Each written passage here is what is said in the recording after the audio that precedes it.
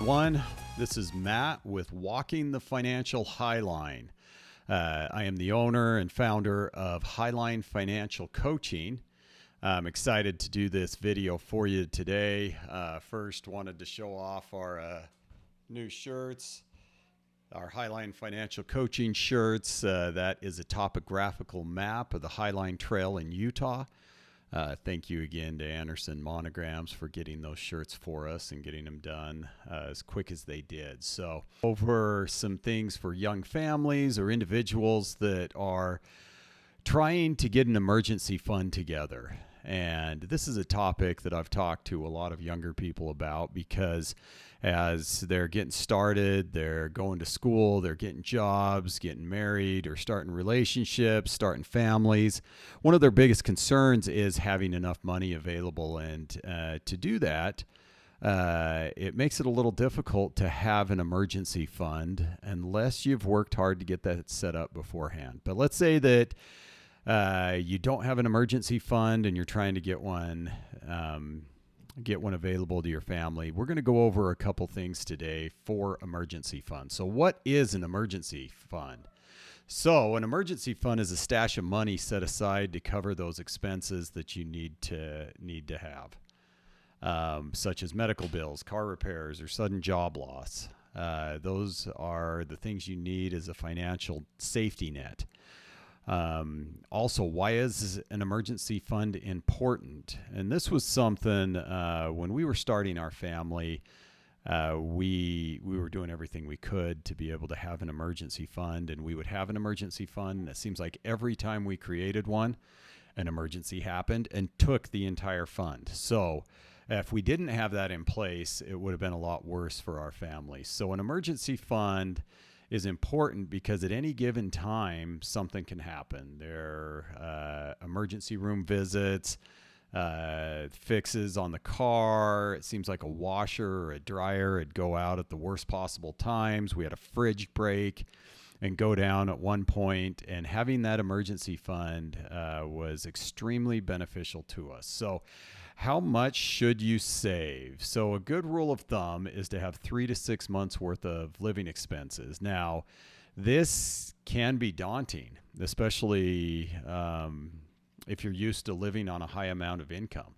So that can either be $10,000 or $200,000, depending on what you're used to living on. But begin with a goal of $1,000. $1,000 is a good start. Now, steps to create that emergency fund. First, you want to calculate your expenses and see how much that you're spending on transportation, groceries, utilities. See what all your monthly expenses cost.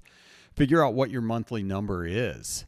And then one of the ways that you can save for that is open a savings account and start putting money into that every single month. Now, if you have $50 a month, great, put it in there. If you have $1,000 a month, start putting it in there and start saving things up. And then automate that. Make it so that every single one of your paychecks, a chunk of it just goes right into that savings account without you having to think about it. That makes it a lot easier to be able to save for that. And then cut down on any expenses that you don't need. So many of us have multiple expenses that we don't need, especially with subscriptions and different apps that we pay for. Go over all of those and eliminate. One of the things that I like to do is eliminate all of them and then see which ones you miss, see which ones you need to bring back. And you'll find that there are so many things that you're spending money on that you don't need to. And if you can cut those, it makes it really easy to start saving for your rainy day fund. And use windfalls wisely. Whenever you receive unexpected money, like a tax refund or a gift from family members, put this into your savings account. Put it in a place, or if you get a promotion at work, keep living on the same amount of money and put the remainder of that into a savings account till you get it built up. So also maintain, once you've reached that emergency fund, you want to maintain that. So if you use some of the money, make that the first priority that you pay back. You want to get that up to speed before you start spending more money. And then the benefits of having that is it takes a lot of the stress off your shoulders when you know that you've got an emergency fund. So now I talked about a savings account. There are multiple ways to have emergency funds. It does not just need to be a savings account at the bank. If you have a line of credit, let's say you have a $5,000, $10,000 line of credit, you can utilize that as an emergency fund as well.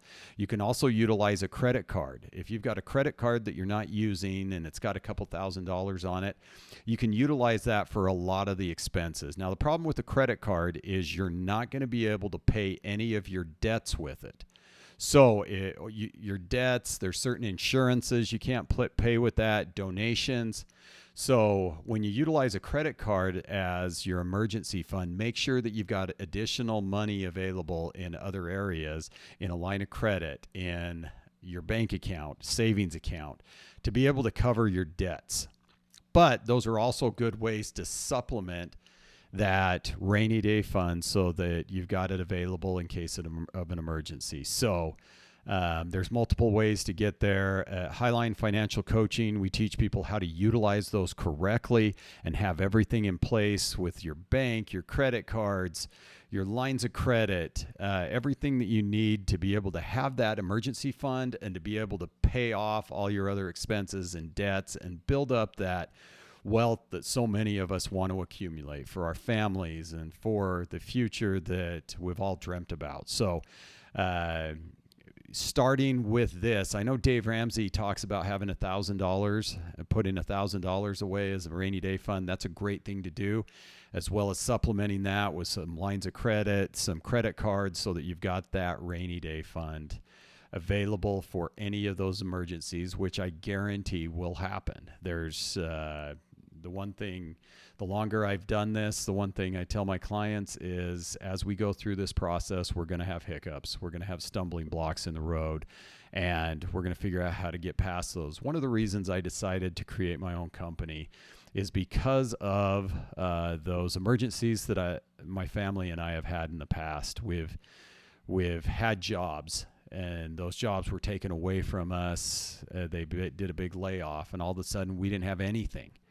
Having 3 to 6 months of savings was huge, or having that money available was huge, but there were a lot of times we didn't have that available, and the stress level went through the roof when we didn't have that rainy day fund and those finances available to weather the storm. When we created this business, this company, we had to make sure that we were in a position to be able to weather the first year and a half, whatever it took to be able to get the business rolling. So building up a savings account and a rainy day fund is vital for helping with that stress level.